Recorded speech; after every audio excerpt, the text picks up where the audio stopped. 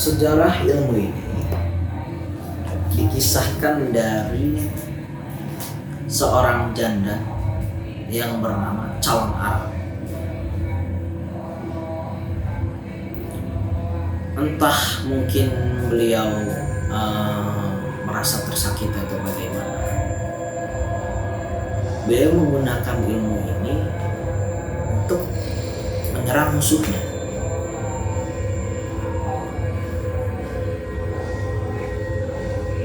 Pada masa zaman Erlangga di Jawa, beliau berhasil dikalahkan oleh salah satu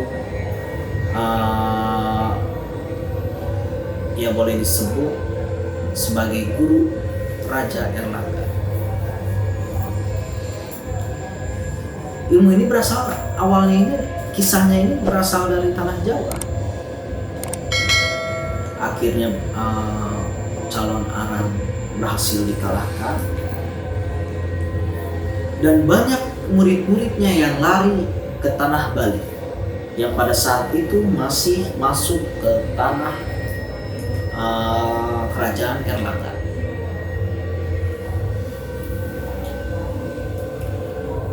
Akhirnya ilmu itu berkembang biak atau dipelajari masyarakat Bali sehingga sekarang ini identik dengan ilmu yang berasal dari Bali. Mendapatkan ilmu ini itu tidak mudah. Saya langsung dengar cerita sendiri dari istilahnya sahabat bapak saya yang pernah berguru di Bali. Mendapatkan ilmu ini tidak mudah. Harus melakukan pertapaan dan ada pantangan. Pokoknya semuanya itu ada syaratnya. Syaratnya itu pertama, tidak boleh berhubungan dengan siapapun. Maksudnya berhubungan suami istri dengan siapapun terkecuali dengan istri sendiri. Yang kedua, tidak boleh menyakiti orang. Yang ketiga, taat kepada guru. Itu yang saya ketahui. Singkat cerita, ayah saya mengalami sakit dan beliau masuk rumah sakit. Saya di situ cuma berdua.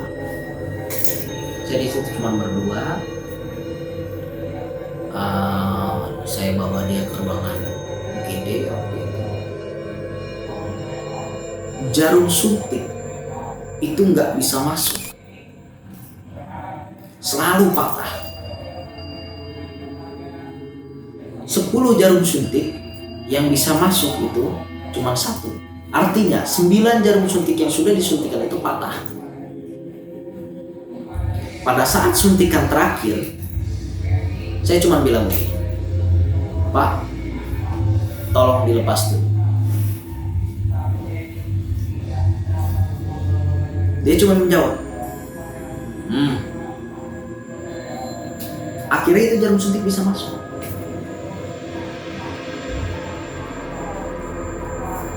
Setelah jarum suntik atau jarum infus itu masuk, langsung lagi dilanjut dengan pemasangan kateter.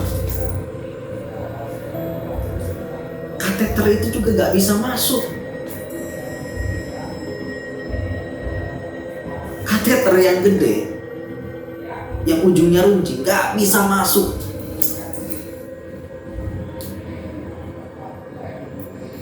Dan saya di situ bilang lagi, Pak, tolong dilepas dulu. Baru situ kateter itu bisa masuk.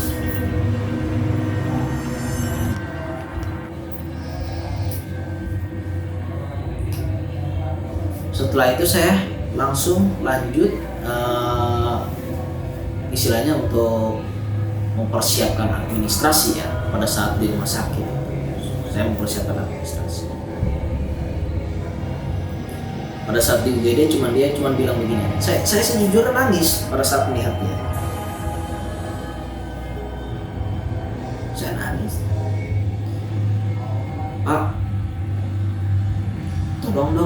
cepat sembuh. Saya tanpa Bapak itu hilang arah.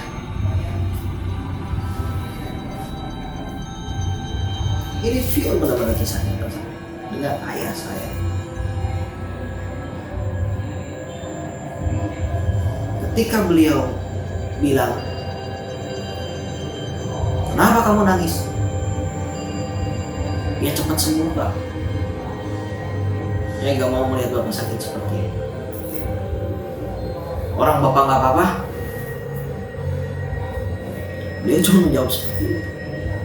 Cuman saya lihat di indikator detak jantung dan tekanan darah, beliau itu cuma ada tekanan darah itu 60/70. Bahkan dokter aja bingung. Kenapa orang dengan tekanan darah 60/70 ini masih sadar? Suntikan gak bisa masuk, kateter gak bisa masuk. Apa ini?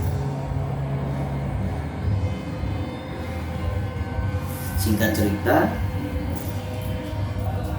saya bawa masuk dia ke ruangan ICU karena dokter menyarankan membawa ke ruangan ICU.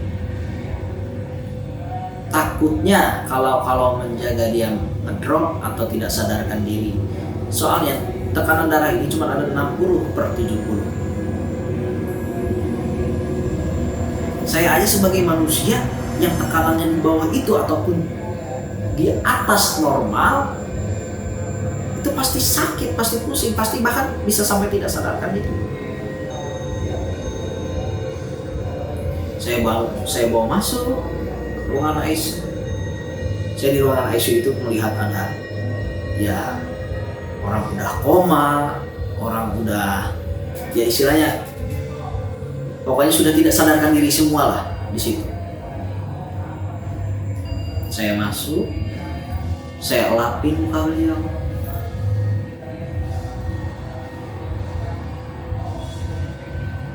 Beliau di situ tertidur.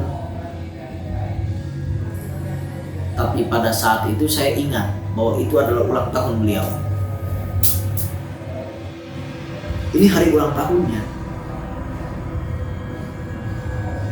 Kok bisa ya? Di hari ulang tahunnya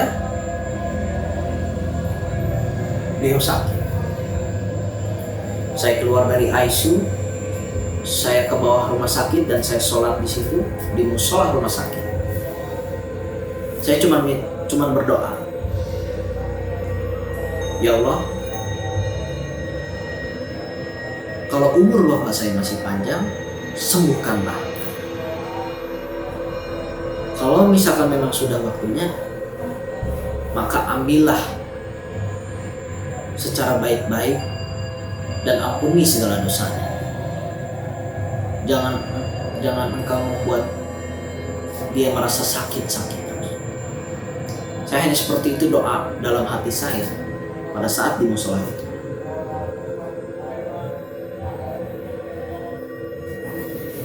Setelah saya sholat, saya kembali menunggu di depan ruang ICU itu. Jam 3 atau jam 2 suster manggil,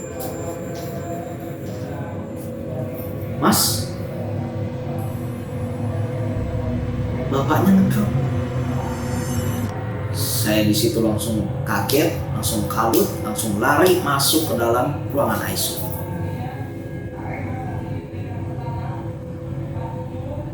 Ketika saya datang ke ruangan ICU, pas masuk ke ruangan ICU, secara logika orang yang tekanan darah 60/70 itu gak sadar, tapi dia masih bangun, cuman bilang begini sama saya, "Sini kamu." Saya kaget, kok bisa ini bapak saya berdiri?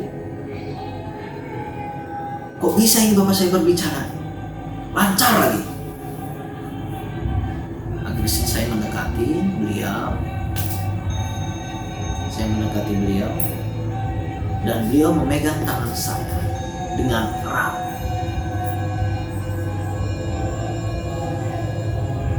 Setelah memegang tangan saya, beliau berbaring lagi dan Di situ saya tuntut untuk membaca syahadat. Karena yang saya ketahui, almarhum ayah saya banyak mempelajari ilmu-ilmu ataupun ilmu agama dari berbagai agama seperti Kristen, Hindu, dan juga Kejawen. Tapi menjelang akhir hayatnya beliau cuma berbicara asyhadu alla ilaha illallah wa asyhadu anna muhammadar rasulullah. Ketika dia menjelang ajalnya, tiba-tiba tangan saya seperti berat, seperti panas masuk ke badan saya.